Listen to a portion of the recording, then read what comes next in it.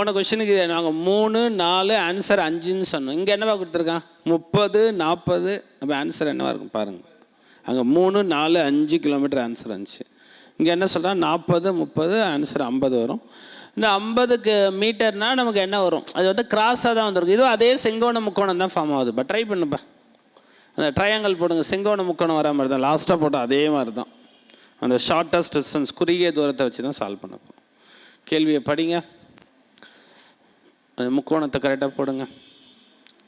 ஃபைனலாக ஆன்சர் 50 வந்துடும். 50 metre south Vesta south ஈஸ்டா, தென்மேற்கா தென்கிழக்கா, இதான் ஆன்சர் பண்ண பாருங்க.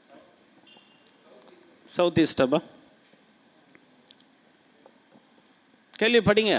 சமீர் அப்படின்றவர் பி அப்படின்னு ஒரு பாயிண்ட்லேருந்து ஸ்டார்ட் பண்ணுறாரும்பா.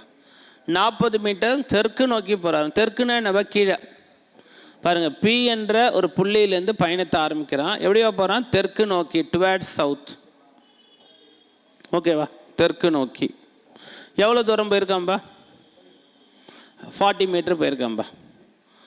அங்கேருந்து எப்படி போகிறாம்பா? டேர்ன் லெஃப்ட், இடதுபுறம் திரும்ப. எதுப்பா இடதுபுறம்? இதானப்பா, இதானே இடதுபுறம். இடதுபுறம் எவ்வளோ டிஸ்டன்ஸ் போயிருக்கான்? 30 மீட்டர் போயிருக்கான். இப்போ இந்த எந்த பாயிண்ட்டை ரீச் ஆகிறாம்பா?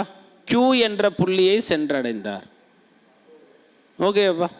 பாருங்கள், ஃபஸ்ட்டு 40 மீட்டர் வந்து தெற்கு நோக்கி போகிறான். அங்கேருந்து லெஃப்ட் எடுத்து ஒரு 30 மீட்டர் Q என்ற புள்ளியில் போய் சேர்ந்துட்டான்பா. இப்போ இதாம்பா கொஸ்டின். இந்த Pக்கும் Qக்கும் இடைப்பட்ட தூரம் என்ன? இதுதாம்பா நம்ம என்னப்பா சொன்னோம்? செங்கோண முக்கோணம். ஞாபகம் இருக்கா? Right angle triangle. எப்படிப்பா சால்வ் பண்ணோம்? போன கொஸ்டினில் ஆன்சர் பண்ணிட்டோம். 3 4ன்னா ஆன்சர் என்ன வந்துச்சு? 5. அப்போ இது 30 40னா அப்போ ஆன்சர் என்ன தான் வரப்போகுது? 50 தான் வரப்போகுது. செக் பண்ணிடலாமா? அப்போது எப்படிப்பா எழுதுவீங்க இதுக்கு பாயிண்ட்டு?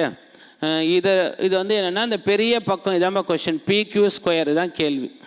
ரைட்டா? ஈக்குவல் டு இந்த 30 ஸ்கொயர் ப்ளஸ் 40 ஸ்கொயர் இதான் ஆட் பண்ண போகிறோம்.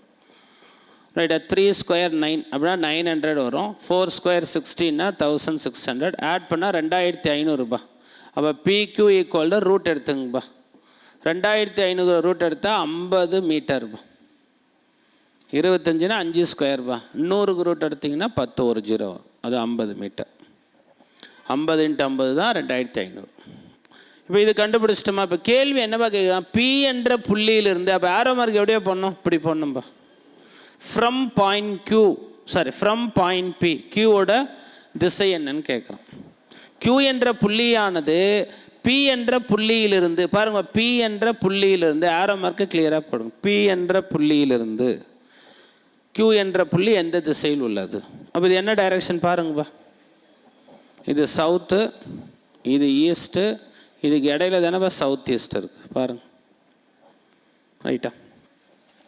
அப்போ 50 மீட்டர் சவுத் ஈஸ்ட், 50 மீட்டர் தென்கிழக்கு திசையில் Q என்ற புள்ளி P என்ற புள்ளியிலிருந்து உள்ளது.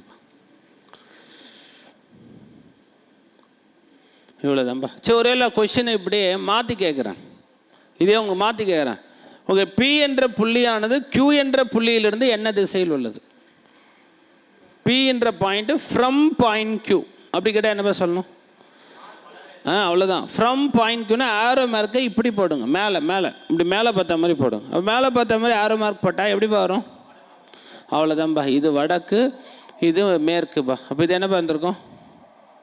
பாருங்க, இப்படி தானே வருது. இப்படி அந்த ஃப்ரம் பாயிண்ட் Qன்னு கேட்டால் Q என்ற புள்ளியிலிருந்து P என்ற புள்ளி எந்த திசையில் உள்ளதுன்னு கேட்டானா இது என்ன திசை? அது நார்த் வெஸ்ட், வடமேற்கு அப்படி சொல்லியிருக்கோம்.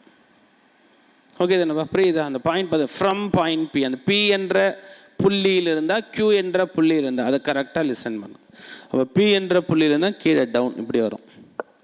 Q என்ற புள்ளியிலேருந்துன்னு கேட்டாங்கன்னா இப்படி மேலே வரும். ரைட்டா? அந்த ஆரோ மார்க்கை கரெக்டாக போடுங்க. அழகாக ஆன்சர் பண்ணும்.